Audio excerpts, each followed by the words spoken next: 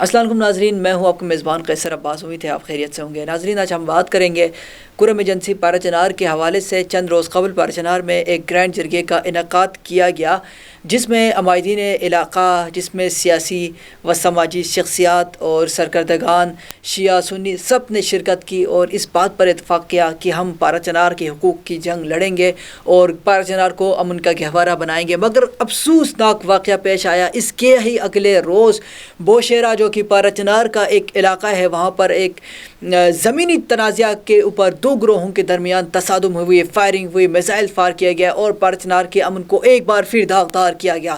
اس واقعے کے بعد پارہ چنار میں ایک ہلچل نظر آئی، لوگ کافی پریشان نظر آئے اور ایک بار پھر امن خراب ہوتے ہوئے نظر آئے۔ مگر میں آج ذکر کرنا چاہوں گا چند ایسے پوائنٹس کو جو کہ سوشل میڈیا پر بھی وائر ہے، چند ایسی چیزیں شیعہ سنی دونوں جانب سے، دونوں رہنماؤں کی جانب سے، دونوں لیڈرز کی جانب سے، کہ جس سے ایک خوبصورتی ہمیں دیکھنے کو ملی پارہ چنار میں۔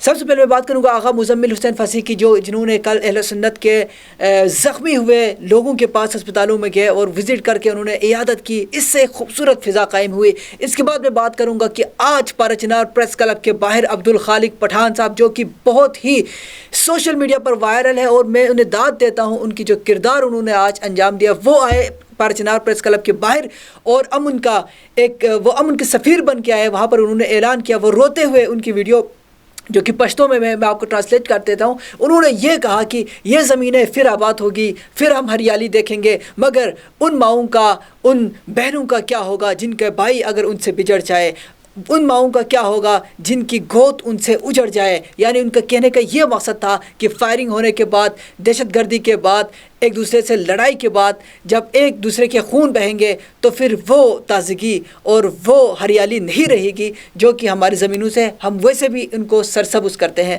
تو ان کا یہ خوبصورت میسیج تھا۔ وہ روتے ہوئے انہوں نے پشتوں میں ایک تقریر کی اور اس کے بعد جنگ بندی ہوئی۔ تو ان میسیجز کو دیکھ کر مجھے بہت ہی خوشی ہوئی کہ امن کے دائی بن کر وہ پارہ چنار میں آئے، پریس کلب کے سامنے لوگ خود بخود جمع ہوئے، وہ اکیلے آ کے بیٹھے تھے زمین پر، مگر لوگ خود بخود گیدرنگ ہوئی اور ان کا ساتھ دیا۔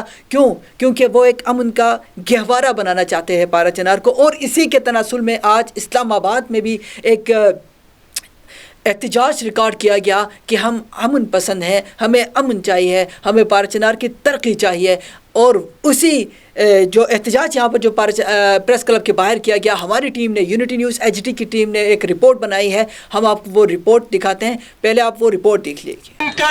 بند کرو دہشت گردی، بند کرو ظلم کے ضابطے، ہم نہیں مانتے ظلم کے ضابطے، ہم نہیں مانتے۔ ہم یہ بتاتے جائیں کہ آج ایک بار پھر اور ہمارے پروٹیسٹ کا مقصد یہ ہے کہ جو آپ سب کو پتہ ہے سوات میں کیا ہو رہا، وزیرستان میں کیا ہو رہا، کل سے پارہ چنار میں کیا ہو رہا۔ افسوس کی بات یہ ہے کہ دو گاؤں کے بیچ لڑائی ہے۔ ہمارے ٹاپ کلاس کی فورسز، ہم سب کو پتہ ہے ٹاپ کلاس کی ہماری فورسز ہے، لیکن افسوس کی بات یہ ہے کہ 24 گھنٹے تک وہ لڑائی چلتی رہی اور اس لڑائی کو روکنے میں ہمارے جو فورسز ہے، ہماری جو انتظامیہ ہے، وہ ناکام رہی، جس کی وجہ سے ہمارے علاقے کے جو ہے جوان شہید ہو گئے۔ یہ سلسلہ ابھی سے نہیں ہے۔ ہمیں آپ مختلف پریس کانفرنس ہم سنتے ہیں ریاست کے جو ذمہ دار ہیں ان کے، کہ اب فاٹا میں جو ہے اور پختونوں کے جو علاقے سوات ہیں ان میں امن ہے، خوشحالی ہے، ترقی ہے۔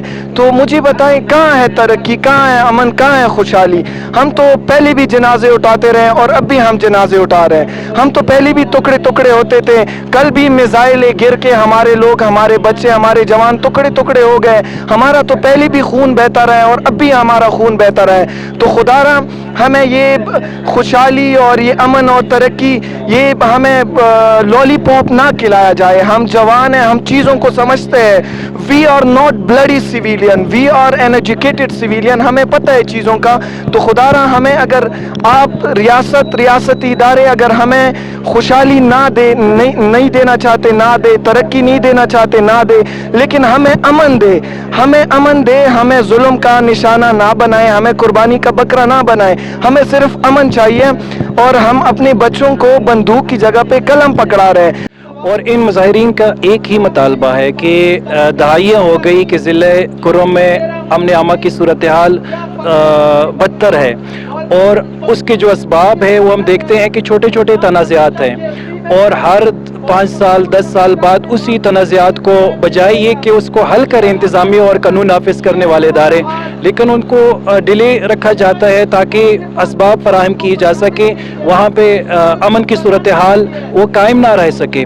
ہم اسی کی مذمت میں یہاں پہ آئے ہیں کہ خدارہ ہوش کے ناخن لے، قتل و غارت ہو رہی ہے، چھوٹے چھوٹے تنازعات کی بنا پر وہاں پہ جھڑپیں شروع ہیں، تو ان کی روک تھام کے لیے وہ عوام کا جو درینہ مطالبہ ہے وہاں پہ جتنے بھی مسالک ہیں، پہلے اس کو مسلک کی بنیاد پہ تقسیم کیا جاتا تھا، اب وہ سارے ایک پلیٹ فارم پہ جمع ہیں، لہٰذا ان کا مطالبہ یہی ہے کہ قانون کی ریونیو ریکارڈ کے مطابق جو زمین کے تنازعات ہیں اس کو حل کیا جائے۔